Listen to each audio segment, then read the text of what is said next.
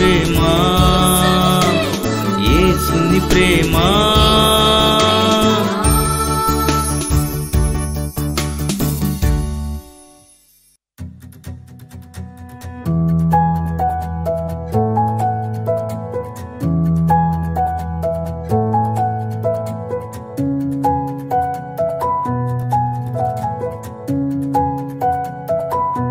స్తుతి నైవేద్యం. Praise the lord. ప్రభునందు ప్రియమైన వారలారా, ఈరోజు కీర్తన 119వ కీర్తన 64, 165, 166 వచనాలు ధ్యానించేద్దాం. నీ న్యాయ విధులను బట్టి దినమునకు 7 మార్లు నేను నిన్ను స్తుతించుచున్నాను. నీ ధర్మశాస్త్రమును ప్రేమించే వారికి ఎంతో నెమ్మది కలదు. వారు తూలి తొట్టిల్లుటకు కారణమేమీ లేదు. యెహోవా, నీ రక్షణ కొరకు నేను కనిపెట్టుకొనుచున్నాను. నీ ఆజ్ఞలను అనుసరించి నడుచుకొనుచున్నాను. ప్రార్థన చేసుకుంటాం. మహాపరిశుద్ధుడా మా తండ్రి, నీ కృప మాకెంతో ప్రతిరోజు అవసరం నాయన. నీ కృప లేనిదే మేము జీవించలేము. ఏవో దేవా, నీ కృపతో ఈ దినాన్ని, నీ వాక్యాన్ని మాకు అనుగ్రహించి మమ్మల్ని నడిపించమని యేసు నామమున ప్రార్థన చేయుచున్నాము తండ్రి. ఆమేన్. ప్రియమైన వారలారా, కీర్తనాకారుడు అంటున్నాడు, నీ న్యాయ విధులను బట్టి దినమునకు 7 మార్లు నేను నిన్ను స్తుతించుచున్నాను. చూడండి, ఈ కీర్తన రాసింది ఎవరో పైన రాయలేదు. అయితే ఈ కీర్తన ఎక్కువ మాటలు మనం చూసినప్పుడు దావీదు భక్తుడే రాశాడేమో మనకి అనిపిస్తుంది. ఒకవేళ దావీదు రాసి ఉంటే చాలా గొప్ప విషయాలు మనతో దేవుడు మాట్లాడుతున్నాడు. అతడు రాజు ఉండి దేవుని యొక్క ధర్మశాస్త్రమును బట్టి, దేవుని ధర్మశాస్త్రమునందు ఆనందిస్తూ దినానికి 7 మార్లు దేవుడిని స్తుతిస్తున్నాడట. హల్లెలూయా. ఎంత రాజయుండి కూడా తన సమయాన్ని దేవునికి ఎంతగా హెచ్చిస్తున్నాడు. ఈ రోజున మనుషులకు, దేవుని బిడ్డలకు, ప్రాముఖ్యంగా చాలా మందికి దేవునితో గడిపే సమయం తక్కువ. దేవుడు ఒక్క ఆదివారం గుర్తుకొస్తాడు కొంతమందికి. దేవుని వాక్యం ప్రతిరోజు చదవరు. కానీ కొంతమంది ప్రార్థన చేసుకోరు రోజు. కానీ కీర్తనకారుడైన ఈ భక్తుడు 7 మార్లు నీ ధర్మశాస్త్రాన్ని బట్టి, నీ ధర్మశాస్త్రం నుండి, నీ ఉపదేశంను బట్టి నేను స్తుతిస్తున్నాను ప్రభువా అంటున్నాను. కాబట్టి మనం కూడా దేవుణ్ణి స్తుతించడం వల్లే దీవెన పొందుకోగలుగుతాం. స్తుతి, ఆరాధన ఎప్పుడైతే మన నోట నుండి, మన హృదయం నుంచి వస్తుందో అది నీకు ఆశీర్వాదకరంగా మారుతుంది కదండి. భూమి నుంచి ఆవిరి వెళ్ళి వర్షంగా ఎలాగ మారుతుందో, మనము మన ఇంటిలో లేకపోతే మోకరించి ఎక్కడ దేవుణ్ణి స్తుతిస్తామో అక్కడి నుంచి స్తుతి పైకి వెళ్ళి ఆశీర్వాదకరంగా నీ మీద కురుస్తుంది. కాబట్టి ప్రియమైన వారలారా, దేవుణ్ణి స్తుతించడం మర్చిపోవద్దు. దేవునికి ఇచ్చే సమయాన్ని మనం దొంగిలించి ఏమీ సాధించలేము. నీ ధర్మశాస్త్రమును ప్రేమించు వారికి ఎంతో నెమ్మది కలదు. వారి తూలి తొట్టిల్లుటకు కారణమేమీ లేదు. ఎంత చక్కని మాట చూడండి. దేవుని యొక్క ధర్మశాస్త్రాన్ని ఎవరైతే నెమరవేసుకుంటారో, దేవుని యొక్క ధర్మశాస్త్రాన్ని ఎవరైతే ప్రేమిస్తారో వారికి నెమ్మది కలుగుతుందట.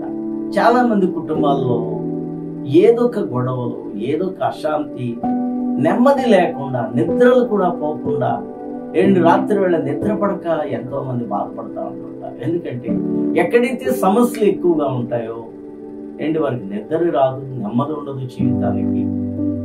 తినడానికి అన్నీ ఉన్నా సరే ఆ తిన్నది కూడా వంట పట్టక, లేకపోతే తిన్నది కూడా వారికి పనికి రాకుండా పోతుంది. జీవితంలో సుఖం ఉండదు. కొంతమందికి ఆస్తి ఉన్నా, అందరూ ఉన్నా సరే నెమ్మది లేని వారు ఏదో ఒక కలతలు, గొడవలు, కోర్టు కేసు, లేకపోతే వ్యాధులు, బాధలు, నెమ్మది లేదు. కానీ దేవుని ధర్మశాస్త్రాన్ని ప్రేమించేవారు కదా నెమ్మది ఉంటుంది. హల్లెలూయా. అందుకని దేవుని వాక్యాన్ని, దేవుణ్ణి ప్రేమించే వారికి నెమ్మది దేవుడు ఇస్తాడు. మనశ్శాంతి దేవుడు మనకి ఇస్తాడు. మనకి ధనం ఉందా లేదా అన్నది కాదు. ధనముతో ఆనందం రాదు, లేకపోతే జనాలతో ఆనందం రాదు, బంధువులు ఉంటే ఆనందం వచ్చేది. అందరూ ఉన్నా సరే ఆనందం లేని వారు ఈ లోకంలో ఎంతో మంది ఉన్నారు. ధనం ఉన్న ఆనందం లేని వారు ఎంతో మంది ఉన్నారు. నెమ్మది లేని వారు ఉన్నారు. కానీ దేవుని ప్రేమించే వారికి నెమ్మది కలుగుతుంది. హల్లెలూయా. ఇక అంటున్నాడు, యెహోవా నీ రక్షణ కొరకు నేను కనిపెట్టుచున్నాను, నీ ఆజ్ఞలను అనుసరించి నడుచుకొనుచున్నాను. ఎంత చక్కని సాక్ష్యము చూడండి. నీ రక్షణ కొరకు నేను కనిపెట్టుకొనుచున్నాను. దేవుడిచ్చే రక్షణ కోసం మనం కనిపెట్టే వారంగా ఉండాలి. రెండవ రాకడలో ఒకసారి చెప్పారు, ఆయన రక్షణ తీసుకుని రాబోతున్నాడు. ఇప్పుడు పొందుకున్న రక్షణ మనం కాపాడుకున్న వారికి దేవుడు అసలైన రక్షణ తీసుకుని మనం దేవుని రాజ్యానికి వారసులుగా తీసుకుని వెళ్తాం. కాబట్టి దేవుని రక్షణ కోసం కనిపెట్టుకునే వారిలాగా మనం ఉండాలి. మన జీవితంలో ఆయన రక్షణ కోసం కనిపెట్టే వారంగా మనం ఉంటే మంచిది. ఇంకా ఏమంటున్నాడంటే, నీ ఆజ్ఞలను అనుసరించి నడుచుకుంటున్నాను. ఎవరికి రక్షణ వస్తుందంటే, దేవుని ఆజ్ఞలను అనుసరించి చివరి వరకు కడ వరకు దేవుని ఆజ్ఞల ప్రకారం నడిచే వారికి ఆ రక్షణ దేవుడు తీసుకుని వస్తాడు. అది పొందుకోగలుగుతాం. కాబట్టి ప్రియమైన వాళ్ళారా, దేవుని ప్రేమిద్దాం, దేవుని స్తుతించుకుందాం, ప్రతిరోజు ప్రార్థించుకుందాం, ప్రతిరోజు దేవుని వాక్కుని విందాం, లేకపోతే చదువుకుందాం, దేవునితో ఎక్కువగా గడపడం మనం నేర్చుకుందాం, నెమ్మది కలిగి జీవిద్దాం. ఈ కొద్దిపాటి జీవితాన్ని ఆనందమయంగా మన జీవితాలను మలుచుకొని దేవునితో సరైన సహవాసం కలిగి ఒక రోజున రక్షణ పొందుకుందాం, రక్షణ కోసం కనిపెట్టుకుందాం. దేవుడు మమ్మల్ని దీవించుకుందాం. ప్రార్థన చేసుకుందాం. మహాపరిశుద్ధుడా మా తండ్రి, నీ కృపలో మమ్మల్ని జ్ఞాపకం చేసుకుని దీవించి ఆశీర్వదించి ప్రభుత్వాన్ని బలపరచుకుని ఈ వాక్యం విన్న ప్రతి ఒక్కరిని కూడా ఆశీర్వదించి నెమ్మది కలిగి బ్రతికేటట్లుగా సహాయం చేయమని యేసు నామమున ప్రార్థన చేయించున్నాము. ఆమేన్. రక్షణ పుట్టినరోజు జరుపుకుంటున్న శ్రీని గారిని, అలాగే కె సురేష్, వీరిద్దరిని కూడా దేవుడు దీవించి ఆస్వాదించి ఇంకా మంచి ఆరోగ్యాలు వీరికిచ్చి రక్షణలోనూ అన్ని విషయాల్లోనూ మీరు వర్ధిల్లుదురుగాక. God bless you.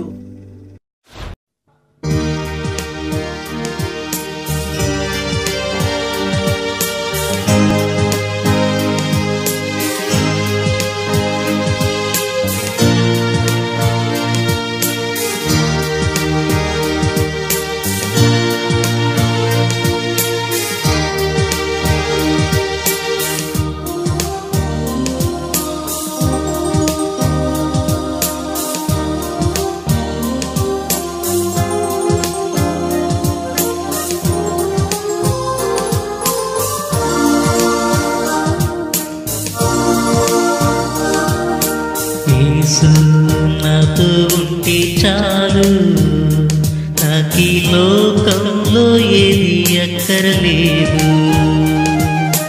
యేసు